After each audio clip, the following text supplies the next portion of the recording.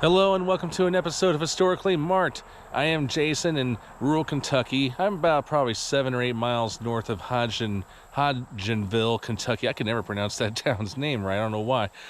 But yes, I am part of the Abraham Lincoln Birthplace National Historic Site, and this is the Boyhood Home Unit, so there's really no park rangers here that I know of, so it's kind of, what do you call it, self-guided tour around the property. This is where Abraham Lincoln lived in his boyhood years, of course, given the name Boyhood Home. The Lincolns lived here for a few years, and then it wasn't until 1816 when, again, the Lincolns were forced off the land. That was the last straw for Lincoln's father, Thomas Lincoln. They made their way up to Indiana. I do plan on visiting that National Memorial Site in Indiana. I can't think of the name of the town it's from, but it's near Santa Claus, Indiana. So it's going to be part of this trip. So without further ado, let's look around. And here is one of the early Kentucky Historical Society. Well, back when it was the Kentucky Department of Highways erecting these early markers. This is marker number 120. And there are over 3,000 of these all over the state of Kentucky, believe it or not. This one, of course, is called Lincoln Knob Creek Farm. Abraham Lincoln lived on this 228-acre farm from 1811 to 1816. He wrote in 1860, "My earliest recollection is of the Knob Creek place. A younger brother was born here." And I mean, that's pretty much all it says. It says the same on the back. So what I'm going to do is walk around the area, this property. I see a lot of, or I see at least a few more historical markers, most of them put up by the MPS. The visitor center is not open today, is Monday today, but it is usually open from Wednesday through Sunday. I'm sure the National Park Service is cutting back, but I'm not going to explain for reasons why. But yeah, I think I'll just start over here. I'm going to go ahead and start with this one, this marker, Slavery in the Valley. Abraham Lincoln most likely encountered slavery while living here as a young child. In 1811, when Lincoln was 2 years old, this portion of Kentucky was part of Hardin County. At the time, there were 1,007 slaves in Hardin County, compared to 1,627 white males who were 16 years of age or older. 5 years later, when the Lincoln family moved from Kentucky, the owner of nearby Atherton's Ferry owned 8 slaves. Now, I've also read somewhere where Lincoln took a trip down to New Orleans, and that's where he also realized the horrors of slavery down there, and that's what really changed his point of view. But here is him saying, "I am naturally anti-slavery. If slavery is not wrong, nothing is wrong. I cannot remember when I did not so think and feel." I'm going to go ahead and skip the rest of this, but there's more to be seen. And now here's another national park one. A quote from Abraham Lincoln from 1860. "My earliest recollection is of the Knob Creek place." Family of Abraham Lincoln moved here from his birthplace at Sinking Spring Farm in 1811, when the future president was just 2 years old. Lincoln's earliest memories were of life along Knob Creek, and his experiences in this valley shaped the man who would guide the nation through the bloodiest conflict on American soil, the Civil War. Here you can explore the land that Lincoln trod as a boy, see the fields he once helped plant, and stroll by the creek that provided vital water for his family and their farm.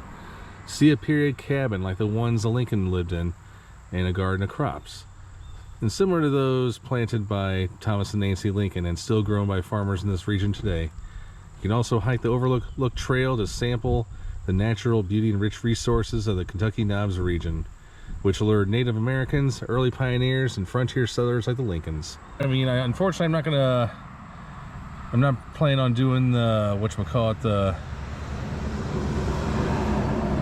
trail today, but because it says it's going to be 2 to 3 hours long, and I'm in dangerous ticks, and I didn't bring any waters or anything with me, but here is what the trail looks like, just in case you're wondering. And then that visitor center was also the Lincoln Tavern, and this marker tells all about it right here. It was basically built by Hattie Howell Howard, and it was made after, it was pretty much built into a log cabin. She wanted it redone to the way the Lincolns would have had it. But she grew up hearing local lore about Abraham Lincoln after her brother James opened the Nancy Lincoln Inn next to Abraham Lincoln Birthplace National Park She looked for her own opportunity to honor the 16th president. In 1928, she and her husband Chester purchased the Knob Creek farm. The Howards hoped to preserve the land and use this site to share the story of Lincoln's early years in Kentucky. To serve the growing number of tourists, they built the Lincoln Tavern you see here. The tavern opened for business in 1933. Food and refreshments and gas were of service here, and there was also live music and dancing in the evenings. And I don't know when this went out of business, but this was actually put on the National Register of Historic Places in 1988. I'm going to kind of walk back here. Oh, there's public restrooms here too. Well, unfortunately the restrooms were not open, but I found this marker behind it. Living off the land. Wow. But yeah, remember, this was 200 some years ago. The Lincolns moved to Knob Creek after a title dispute forced them to leave Sinking Spring Farm. Thomas Lincoln rented 30 acres of fertile fields here, hardly enough land to sustain a family in those times. Thomas and Nancy Lincoln grew corn and pumpkins, raised vegetables that could be eaten fresh in summer and dried to last through the winter, and grew herbs for medicines and dyes. The crops you see here are similar to the ones they planted and are still grown by farmers in the valley today. Farming on the frontier was unpredictable. A hard rain could flood fields that took backbreaking work to plow. A drought could kill an entire harvest. Young Abraham Lincoln helped his parents with farm chores. The daily struggle for survival at Knob Creek helped shape the character of the boy who grew up to be the 16th president of the United States. Okay, I'm going to see what's over there. So this must be the beginning of the trail, but this was also, unfortunately this marker is very hard to read because it's probably been in the sun too long. But basically, Lincoln had his first brush with death when he fell and slipped in Knob Creek. He was with one of the neighbor boys. The name escapes me, Austin somebody, but anywho, yeah, Lincoln nearly drowned in the creek, but luckily he was saved by a tree branch that was thrown by his friend Austin, and here's a picture of that. So I think I'm going to go ahead and turn up that way. And then finally, here is a detailed historical marker about the Lincolns at Knob Creek. Like, it talks about Abraham Lincoln's education, even though it wasn't really that long. Now, we all heard the story that he had to walk miles to borrow books, but he was also he went to some blab schools, and blab schools were known as those that didn't have resources or materials, but all the lessons were all verbal, like no books or writing was involved. But challenges to land titles were common in Kentucky's early years. The Lincoln family experienced these problems firsthand. So again, in 1811, the Lincolns moved here. They leased 30 acres of bottomland along the old Cumberland Trail, and it was here that their third child, Thomas, was born and died in infancy. I was asking one of the park rangers where he is actually buried, and it is on private property. So unfortunately, nobody could visit it, and I don't even know if it's marked. If maybe it might be. But Abraham Lincoln and his sister attended the local school about 2 miles northeast of here. And then two teachers, Zechariah Riney and Caleb Hazel, gave young Abraham his first formal schooling. But it would not last because the demands of working in the frontier required Lincoln to work the family farm. And again, he borrowed books to continue his education. He enjoyed writing and learning his ABCs.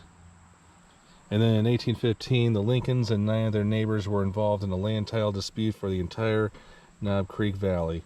And then the next autumn, Thomas Lincoln lost a court case to regain the Sinking Spring Farm where the Birthplace Memorial is now located.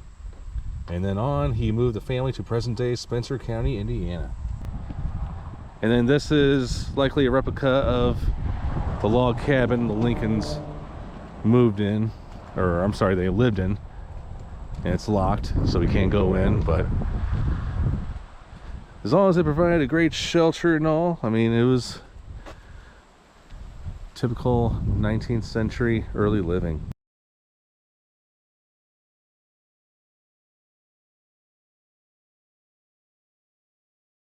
All right, thanks so much for tuning into this episode of Historically Marked. I am Jason, just outside, or actually 8 or 9 miles north of Hodgenville, Kentucky, at the Boyhood Home Unit of Abraham Lincoln, Birthplace National Historical Site. I know a lot of words there, but this is Jason signing off.